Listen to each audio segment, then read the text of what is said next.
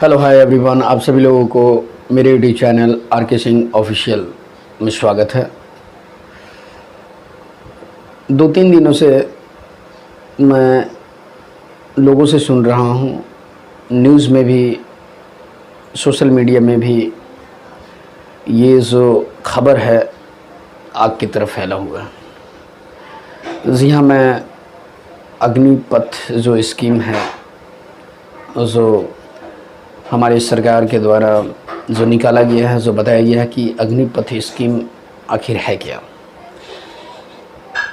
तो इस स्कीम के बारे में मैं आपको विस्तार से बताऊंगा, लेकिन इससे पहले मैं आपको ये बताना चाह रहा हूँ कि हमारे जितने भी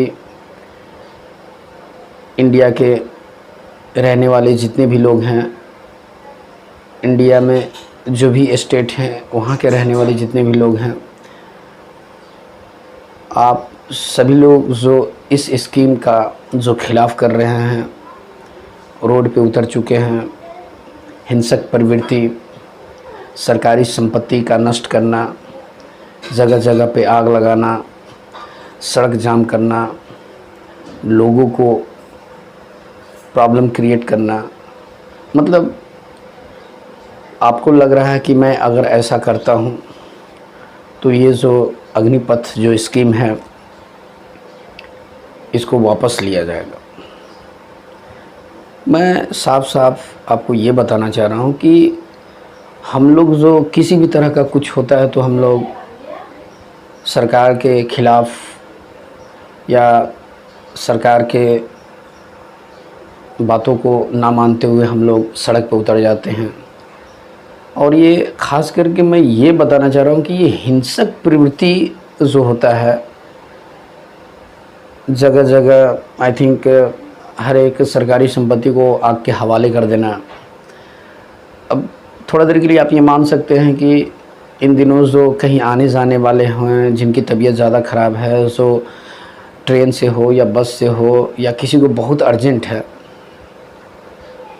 वो तो आपकी हिंसक प्रवृत्ति के वजह से वहीं पे दम तोड़ देंगे। मतलब आपको लग रहा है कि मैं बहुत अच्छा काम कर रहा हूँ, लेकिन मेरे समझ से ये बिल्कुल गलत काम है। ये जो ख़ास करके सरकारी संपत्ति को जलाना, नष्ट करना, जगह जगह पे हिंसक प्रवृत्ति करना, तोड़ फोड़ करना, आप सेना में भर्ती होने वाली जो स्कीम है अग्निपथ जो सरकार ने निकाला है, इसका आप क्या कर रहे हो? विरोध कर रहे हो। तो आप अपने देश के सरकारी संपत्ति को नष्ट कर रहे हो, आप हिंसक प्रवृत्ति कर रहे हो। तो ये जो आपके अंदर में जो टैलेंट है या प्रवृत्ति है, आप फौज में भर्ती, आर्मी में भर्ती होकर के आप क्या कर सकते हो? जब इस तरह की प्रवृत्ति है, इस तरह की सोच है, तो मुझे तो लग रहा है कि ये तो वही वाला काम है ना कि आई थिंक मैं जो काम कर रहा हूँ उसका पैसा मुझे चाहिए। आपको देश से लगाव नहीं है, आपको देश से प्रेम नहीं है। पहले के जो लोग होते थे, हंसते हंसते अपने देश के लिए कुर्बान हो जाते थे, अपने जान को त्याग देते थे, फांसी पर लटक जाते थे। मुझे लग रहा है कि ये आज के ज़माने में जो रहने वाले, जो हमारे भारत देश के जो नागरिक लोग हैं, जो यंग पीढ़ी के लोग हैं, इस तरह की प्रवृत्ति देखने के बाद मुझे तो नहीं लग रहा है कि आप अपने देश के लिए जान दे सकते हो। इस तरह की प्रवृत्ति लेकर के आप आर्मी में बहाली लेना चाह रहे हो, जॉब करना चाह रहे हो, मुझे नहीं लग रहा है कि आप कोई एंगल से सही। मैं ये नहीं कर रहा हूँ कि आप इसका विरोध ना करें, विरोध करें, लेकिन एक ढंग होना चाहिए, एक शैली होनी चाहिए, एक तरीका होना चाहिए। ये कौन सा तरीका है? आई थिंक ट्रेन को जला देना, आई थिंक जगह जगह जाम कर देना, रोड को आग के हवाले कर देना।